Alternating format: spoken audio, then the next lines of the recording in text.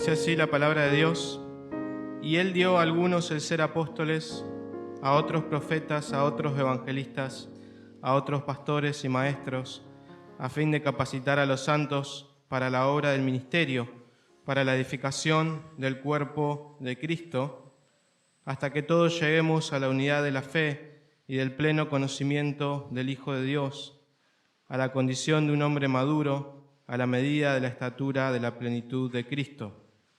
Entonces ya no seremos niños, sacudidos por las olas y llevados de aquí para allá por todo viento de doctrina, por la astucia de los hombres, por las artimañas engañosas del error. Más bien, al labrar la verdad en amor, creceremos en todos los aspectos, en aquel que es la cabeza, es decir, Cristo, de quien todo el cuerpo, estando bien ajustado y unido por la cohesión que las coyunturas proveen, conforme al funcionamiento adecuado de cada miembro, produce el crecimiento del cuerpo para su propia edificación en amor. Los invito a que oremos a Dios para escuchar su palabra. Padre nuestro que estás en los cielos, santificado sea tu nombre en esta mañana. Venga a nosotros tu reino y hágase tu voluntad en la tierra como en el cielo. Deseamos, Señor, en esta mañana que tu palabra se acerque a nuestras vidas y que vos nos hables, que hables a nuestro corazón, que seas un Dios cercano y que por medio de tu palabra, cuando escuchemos tu palabra, tu nombre sea santificado en esta iglesia y en la vida de cada uno de nosotros. Tu nombre sea puesto en alto en nuestros corazones. Tu reino venga y se haga tu voluntad. Te pedimos en especial, Señor, que nos hagas una iglesia cada día más entendida y cada día más capaz y más entrenada para poder hacer discípulos. Que tu palabra sea la que nos guíe para eso. En tu nombre oramos. Amén.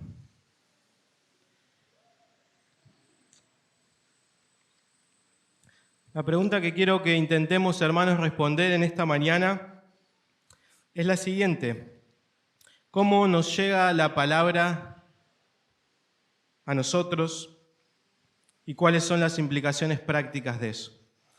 ¿Cómo nos llega la palabra? ¿Cómo llega la palabra a tu vida y a mi vida? ¿Y cuáles son las implicaciones prácticas de eso? Imaginemos que a mediados de esta semana vamos a juntarnos a tomar unos mates con un hermano y vamos a compartir la Biblia. Estamos escuchando una serie sobre el discipulado y estamos muy entusiasmados, así que coordinamos con un hermano para juntarnos a tomar unos mates y a compartir la Biblia. ¿Qué necesitamos para poder hacer eso? Obviamente necesitamos en primer lugar un hermano, ¿sí? Y aparte de un hermano necesitamos un lugar para reunirnos y aparte de eso necesitamos una Biblia, ¿no? Eso es todo lo que necesitamos. Como dice el título de un podcast cristiano, mate, Biblia y oración. Eso es lo que necesitamos. Ese es el corazón del discipulado. Pero lo que no podemos dejar de considerar es que en ese momento, cuando yo abra la Biblia con mi hermano, tengo que entender la Biblia. Tengo que, por lo menos, tener algo de claridad para poder hablar con mi hermano. No basta con tener la Biblia, necesitamos ser entendidos. Y es verdad que si tenemos a Dios, si tenemos la Biblia, en un sentido, como dijimos la enseñanza pasada, tenemos todo, ¿no? Porque el discipulado dijimos que es una obra que la hace Dios por medio de su palabra. Así que si tenemos la Biblia y oramos a Dios, estamos completos. Sin embargo, primero tenemos que ser entendidos. Y el texto de esta mañana enseña que para que vos y yo podamos llegar a ese momento en el que podemos abrir la Biblia y entenderla y compartirla con otros, primero tenemos que ser enseñados. Tenemos que ser instruidos para poder abrir el libro, entenderlo bien y compartirlo con otra persona.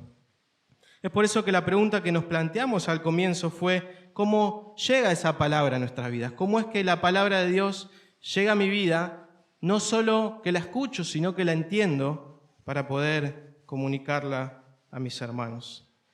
Y la respuesta que Pablo da en este texto es que la palabra llega por medio de los ministros de la iglesia, en primer lugar. Por medio de los ministros de la iglesia. Esa es toda la idea que quiero que consideremos en esta mañana, que la palabra de Dios llega por medio de sus ministros. Y vamos a ver dos implicaciones prácticas con respecto a eso. Así que vamos a considerar en primer lugar que la palabra llega por medio de los ministros, y vamos a considerar primera implicación, tenemos que valorar a nuestros ministros. Segunda implicación, tenemos que ser una iglesia capacitadora. ¿Sí? Primer punto, entonces, la palabra nos llega por medio de nuestros ministros. ¿Recuerdan lo que dijimos en la enseñanza pasada? Dijimos que la iglesia es un lugar donde podemos imaginar que hay una estación central de radio y muchas estaciones. Y dijimos que la palabra funciona cuando llega por medio de la predicación y nosotros escuchamos esa palabra y como una estación de radio la repetimos y la compartimos con nuestros hermanos. La señal, dijimos la última vez, es la palabra de Dios y las estaciones somos nosotros.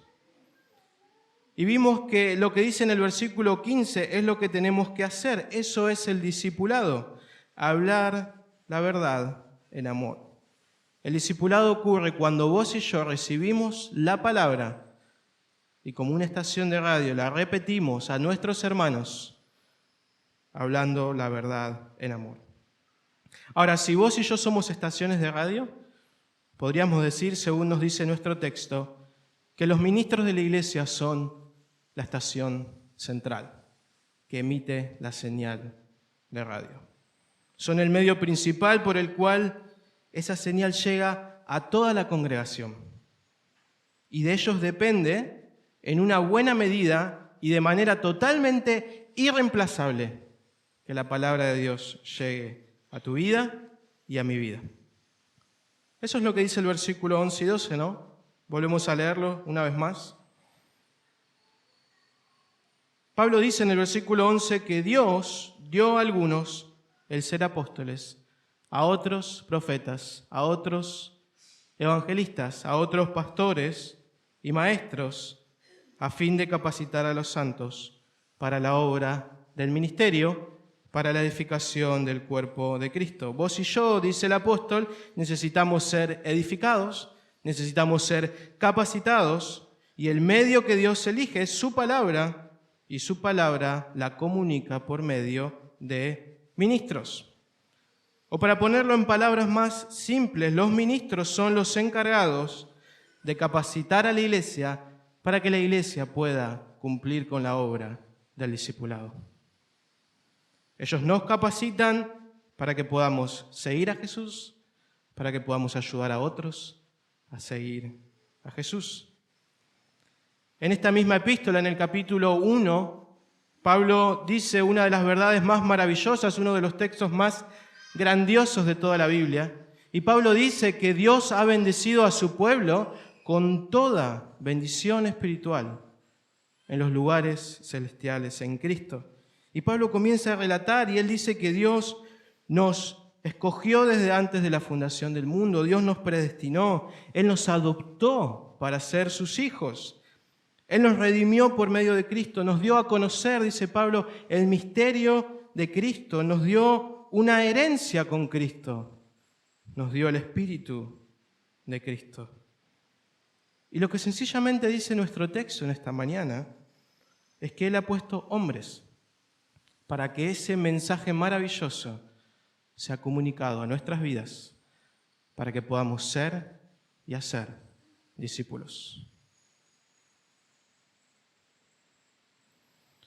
O como dice el versículo 13, para que todos lleguemos a la unidad de la fe y del pleno conocimiento del Hijo de Dios, a la condición de un hombre maduro, a la medida de la estatura de la plenitud de Cristo.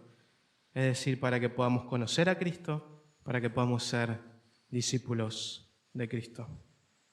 Para eso existieron los apóstoles y profetas para hablar de parte de Dios y comunicar el mensaje de Cristo que tenemos en esta palabra. El mismo Pablo dice en esta epístola, en el capítulo 3, que los apóstoles y profetas son aquellos que pusieron el fundamento, hablaron la revelación de Dios que está en este libro acerca de la obra de Cristo. Y ellos lo dejaron, dice Pablo, sobre un fundamento para que la iglesia pueda ser construida. Esta iglesia cree, como la mayoría de las iglesias ortodoxas, que no tenemos en el día de hoy la necesidad de tener más apóstoles y más profetas. La obra de ellos ha terminado en el momento en el que ellos comunicaron el mensaje de Cristo y lo dejaron en la palabra de Dios. La iglesia no necesita más apóstoles y más profetas, pero la iglesia sí necesita apóstoles y profetas. Los que están en la palabra de Dios y los que necesitamos escuchar semana tras semana.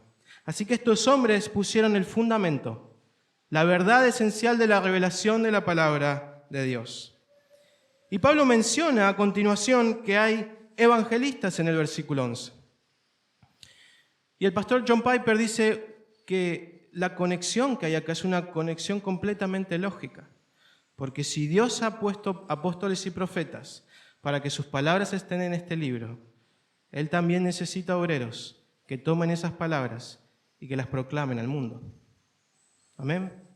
Por eso existen los evangelistas. Ellos son personas dotadas con una gracia especial y con una carga especial en su corazón para tomar el fundamento de los apóstoles y profetas y proclamarlo a todo el mundo.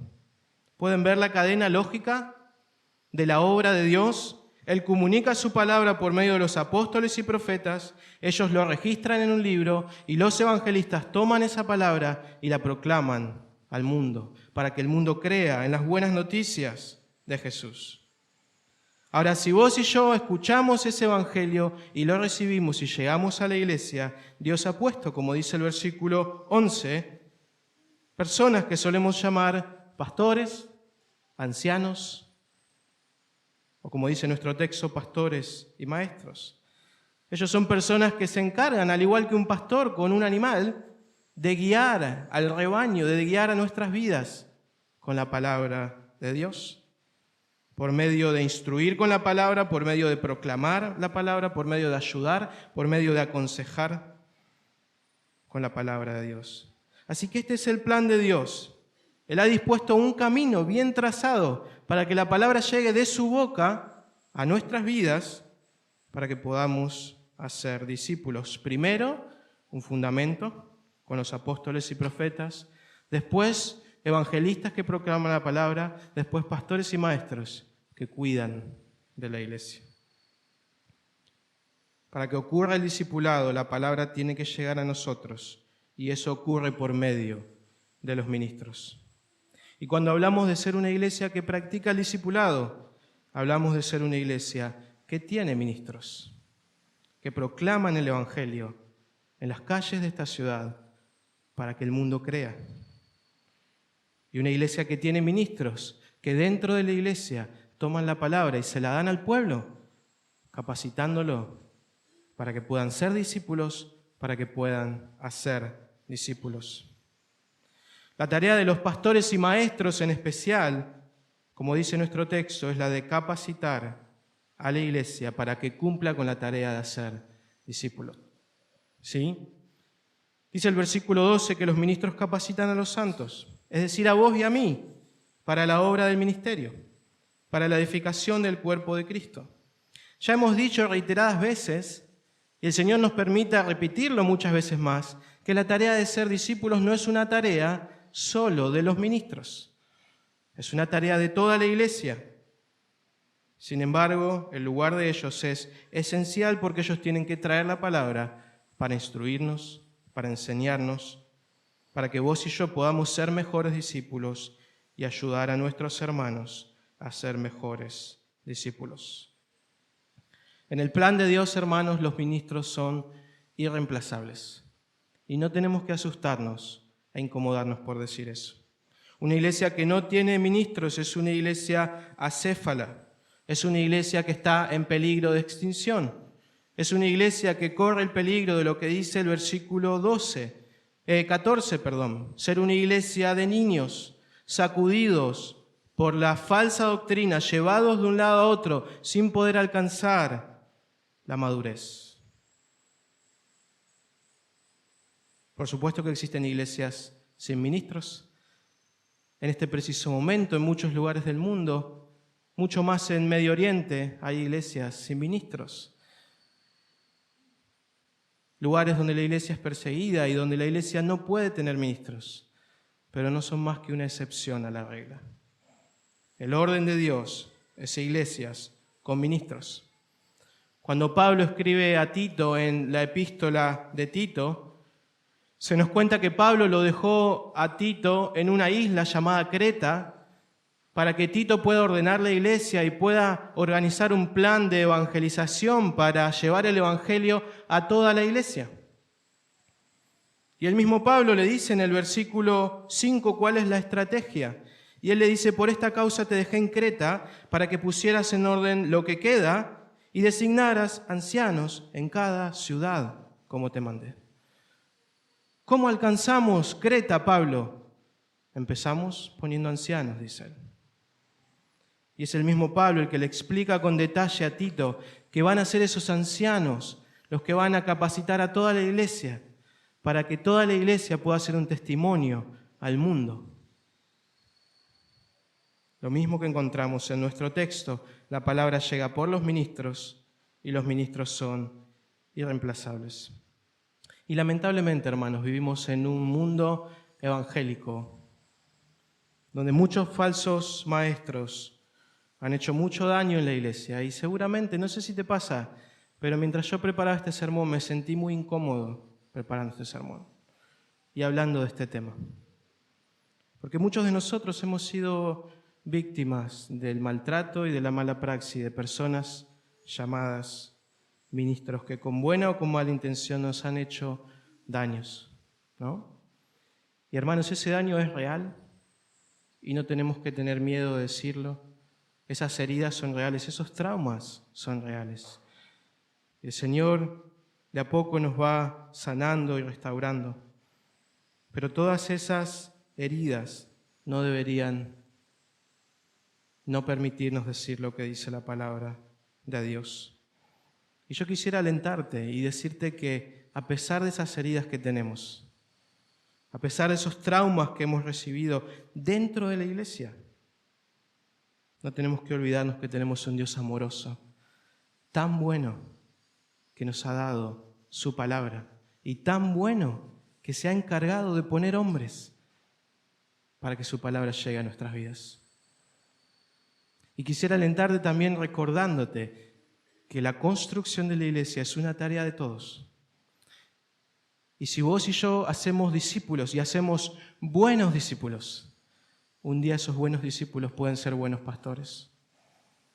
Y esta iglesia y muchas iglesias pueden ofrecer sanidad a muchas personas. ¿Cuáles son las implicaciones prácticas de esta verdad? En primer lugar, valoremos a nuestros ministros. En segundo lugar, seamos una iglesia capacitadora. Si la palabra llega por medio de nuestros ministros, tenemos que valorarlos. Hace un tiempo atrás, estando con un amigo, estábamos hablando sobre nuestras iglesias. Él es de otra iglesia. Y yo le estaba contando que tenemos 4 pastores y que por la gracia de Dios uno de nuestros pastores se dedica a tiempo completo a la iglesia. Y entonces él me preguntó por los demás pastores y yo le digo, sí, tenemos 3 pastores más, ellos sirven en la iglesia pero además trabajan.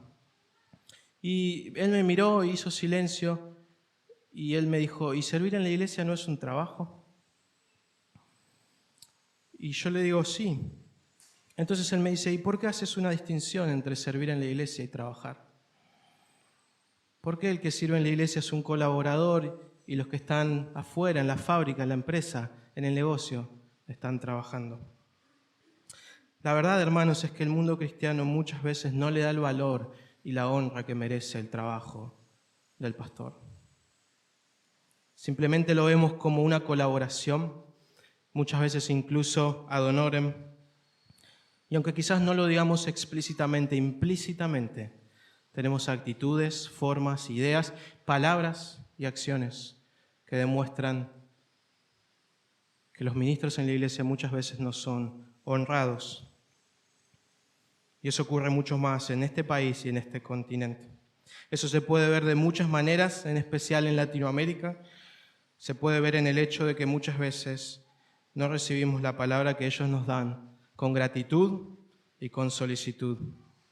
Predicar la palabra de Dios es una tarea muy ardua de parte de nuestros ministros que demanda mucho tiempo, mucha preparación, mucha oración, mucho desgaste emocional. Y ellos lo hacen con solicitud y se niegan a hacer otras cosas que podrían para poder predicarnos la palabra de Dios. Pero como lo único que vemos es una exposición de una hora, muchas veces somos poco agradecidos y poco solícitos en considerar que esa persona ha hecho tanto y ha pensado tanto en nosotros y ha orado tanto por nosotros, para pensar cómo esa palabra tiene que cambiar nuestras vidas, para que nosotros en consecuencia también pensemos mucho, con gratitud, tomemos esa palabra y seamos diligentes en guardarlas. Pablo le dice a los hermanos de Tesalónica en el capítulo 5, versículo 12 de la primera epístola: les rogamos, hermanos, que reconozcan a los que con diligencia trabajan entre ustedes y los dirigen en el Señor y los instruyen. Reconózcanlos, dice Pablo. Ellos lo hacen con diligencia, los dirigen en el Señor, los conducen, los instruyen. Otra forma en la que demostramos poca valoración por nuestros ministros es el poco lugar que le dedicamos en nuestras oraciones. A las personas que, como hemos visto, ocupan un lugar esencial en el crecimiento de una iglesia, un lugar irreemplazable, y que en consecuencia deberían ocupar un lugar irreemplazable en nuestras oraciones. Otra forma en la que tenemos que pensar si consideramos y valoramos a nuestros ministros es en el cuidado financiero que tenemos de ellos. Qué incómodo decir esto, qué incómodo. Pero la palabra de Dios lo dice. Una vez más, Pablo le dice a Timoteo, en el capítulo 5, versículo 17 de la primera epístola: los ancianos que gobiernan bien sean considerados dignos de doble honor, principalmente los que trabajan en la predicación y enseñanza. Hónrenlos más que a los demás, dice Pablo. Sobre todo los que traen la palabra. ¿Cómo los honramos? Versículo 18. Porque la Escritura dice: no pondrás bozal al buey cuando trilla, y el obrero es digno de su salario. Honralos con oraciones, honralos con palabras de aliento, honralos con muestras de amor, con todo eso. Pero el texto dice: honralos con un salario. Considera que son trabajadores. Qué difícil es decir esto, hermanos. Yo creo que nos hemos acostumbrado a tener pastores que son a prueba de todo, que hacen todo, que están en la iglesia de lunes a viernes, las 24 horas a disposición de nosotros. Y gloria a Dios que podemos decir que tenemos pastores así. Pero vivimos en un contexto cristiano donde los pastores son a prueba de sueldo. Y eso no debería ser así muchas veces. Y también son a prueba de salud. Y ellos no debería ser así tampoco. Y son a prueba de tiempo y son a prueba de todo. Y en el haber de ellos todo se puede arriesgar. Su salud, su economía, su familia, todo se puede arriesgar. Ténganlos dignos como doble honor, dice Pablo. Son dignos de consideración, son dignos de cuidado económico. Muchas veces no nos preguntamos si a nuestros pastores les falta algo. No nos preguntamos si están siendo remunerados por su trabajo. No nos preguntamos si tienen cobertura social. No nos preguntamos si tienen aportes jubilatorios. No nos preguntamos si tienen vacaciones. pero son trabajadores y merecen los mismos beneficios. O mejor dicho, merecen más, dice Pablo, más honor que los demás. Y si trabajan secularmente, muchas veces ni siquiera nos preguntamos si podemos hacer algo para sostenerlos, para que puedan trabajar menos en el mundo y más en la iglesia. Necesitamos valorar más a nuestros ministros, hermanos. Necesitamos valorarlos mucho más.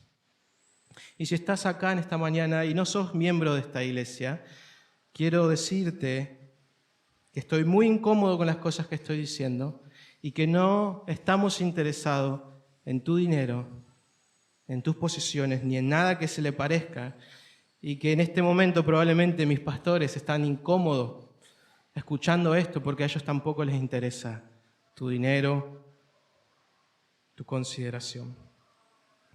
Si queremos tener una relación correcta con Dios, y si estás acá en esta mañana y querés tener una relación correcta con Dios, lo único que Dios te pide es que creas que Cristo Jesús vivió una vida perfecta, murió en la cruz por tus pecados, venció a la muerte y te ofrece perdón, reconciliación y vida eterna. Y no te lo ofrece a cambio de dinero. Solo te pide que confíes en Él. No queremos ser una iglesia que predica prosperidad financiera y no queremos prometerte prosperidad financiera porque Dios no la promete. Y es más, queremos decirte que la prosperidad económica es pasajera, irrelevante, superficial. Pero la prosperidad que te ofrece Dios en Cristo es una prosperidad espiritual muchísimo más grande que el dinero. Lo único que queremos decir es que para poder tener prosperidad espiritual necesitamos la palabra de Dios predicada y necesitamos ministros. Y si los tenemos, debemos aprender a valorarlos, a ser agradecidos, a ser amorosos y a ser muy considerados con su bienestar. La segunda implicación de esta mañana es que tenemos que ser una iglesia capacitadora. Si ese es el medio por el cual Dios obra, su palabra, sus ministros, la iglesia, tenemos que ser una iglesia capacitadora. ¿Qué significa eso? Significa ser una iglesia donde se le da importancia principal a que sus ministros capaciten con la palabra de Dios para poder ser y hacer discípulos. Tenemos que tener la convicción de que es importante de que la palabra de Dios sea predicada por los ministros para que toda la iglesia escuche semana tras semana la misma palabra y que por medio de esa palabra pueda ser y hacer discípulos.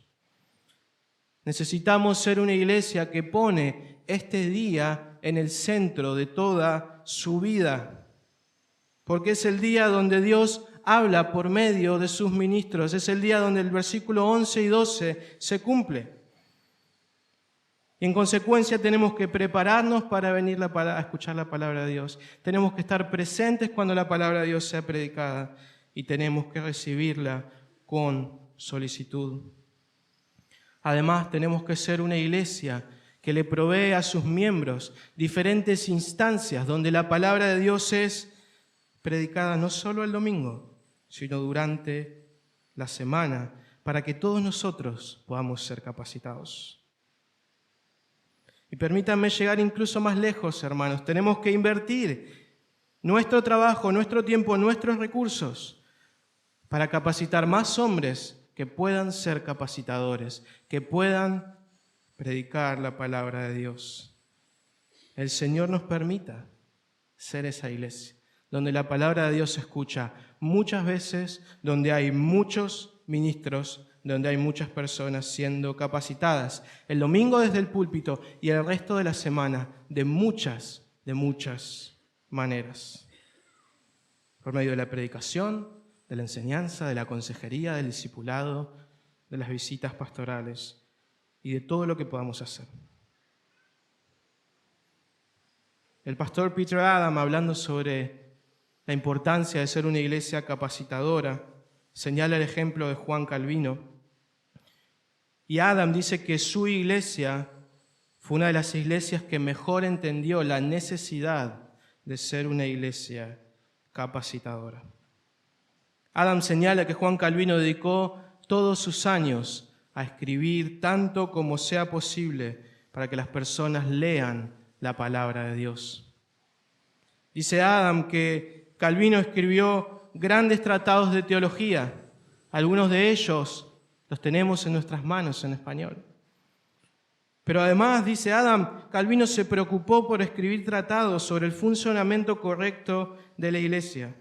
Y como si fuera poco, escribió comentarios bíblicos. Y como si fuera poco, tenía el hábito regular de enviar cartas con la palabra de Dios a los líderes de Occidente, a sus compañeros de ministerio, a los hermanos en prisión y a sus amigos. Una iglesia que hace todo lo posible por propagar la palabra de tantas formas como sea posible para que los hermanos escuchen. Continúa Adam y dice que la iglesia de Ginebra comenzaba sus domingos con un sermón, luego una clase de catequesis, luego otro sermón a la tarde. Durante la semana la iglesia comenzó a predicar sermones matutinos para que las personas escuchen la palabra de Dios antes de ir a trabajar los lunes, los martes y los jueves. En 1549 la iglesia decidió predicar de lunes a lunes. Ese mismo año decidieron que todos los sermones serían puestos en papel, impresos y publicados. En 1559, después de muchos años, la iglesia de Ginebra abrió un seminario. Las clases que el seminario daba ya habían sido enseñadas en la iglesia. Los alumnos del seminario eran miembros de la iglesia y de otras iglesias que venían desde Francia y desde cualquier parte del mundo a escuchar la capacitación de la palabra de Dios, y que cuando estaban preparados regresaban a sus lugares para colaborar en la plantación de iglesias. Las clases del seminario, por supuesto, eran escritas, impresas y publicadas. Eso es una iglesia capacitadora. No tenemos que ser iguales, pero ese es el espíritu. Los días viernes, la iglesia tenía una asamblea donde se reunían todos los pastores de la ciudad a estudiar la Biblia, a escuchar la predicación de la palabra de Dios de parte de Juan Calvino. Esos sermones, ya saben, eran impresos y publicados. Pero eso no es todo. Calvino, además de eso, practicó el ministerio de la palabra de forma personal con los miembros de su iglesia. Porque si queremos ser una iglesia capacitadora, el púlpito no es el único lugar. Tenemos que llevar la palabra de Dios de manera personal. En 1542, Calvino relata que Ginebra sufrió una gran plaga y que decidieron enviar a sus pastores casa por casa para visitar a los enfermos. En ese mismo texto, Calvino dice que enviaron a un tal Pedro a visitar a un hermano. Y luego Calvino dice, si Pedro no puede ir, iré yo. Porque ¿cómo vamos a negarle la palabra de Dios a los que más lo necesitan? Un colega de Juan Calvino, llamado Coledon, dice que nadie como él en su tiempo se ocupó de los miembros de su iglesia. En el lapso de 10 años, se relata que Juan Calvino preparó y casó a más de 700 personas y mucho más en el bautismo de muchos nuevos creyentes. Calvino, como nadie, dice Coledon, jamás falló en llevar la palabra, no solo desde el púlpito, sino en las visitas y en la consejería. Y todos amamos a Juan Calvino. Cuanto más a nuestros ministros, cuanto más a nuestra iglesia y a todos los que trabajan por el bien de ella. Una iglesia que tiene ministros, que capacita a sus miembros con la palabra, muchas veces y de muchas maneras, es una iglesia que va a poder cumplir con la obra del discipulado. Y si queremos hacerlo, necesitamos eso. Ministros que proclamen la palabra de Dios. Solo así vamos a poder ser discípulos y hacer discípulos. El Señor nos ayude a valorarlos, a honrarlos y a ser una iglesia que los pone en el lugar que corresponde para que su palabra sea predicada y para que todos nosotros seamos capacitados muchas veces y de muchas maneras para poder hacer discípulos. Amén. Oramos al Señor. Gracias, Señor, por tu buena voluntad, porque tu paternidad para con nosotros es una paternidad real, genuina, que se manifiesta de muchas maneras. Y una de ellas es por medio de cuidar de nuestra salud espiritual, dándonos pastores para que apacienten nuestras vidas. Gracias por no dejarnos huérfanos. Gracias porque vos sos nuestro pastor. Gracias, Señor. Señor, te pido junto con mis hermanos que si está en tu voluntad, dentro de muchos años podamos mirar para atrás y podamos decir que hicimos todo lo que pudimos para capacitar a la iglesia, para ayudar a todos a ser mejores discípulos. Y que podamos mirar para atrás y podamos ver cuántos hombres esta iglesia pudo levantar y cuántos más pudieron ser enviados como ministros fieles para capacitar a tu iglesia. Concédenos ser una iglesia que ama a sus ministros y una iglesia que los capacita a todos los miembros para poder hacer discípulos. Ayúdanos, Señor, en tu buena voluntad. En Cristo Jesús. Amén.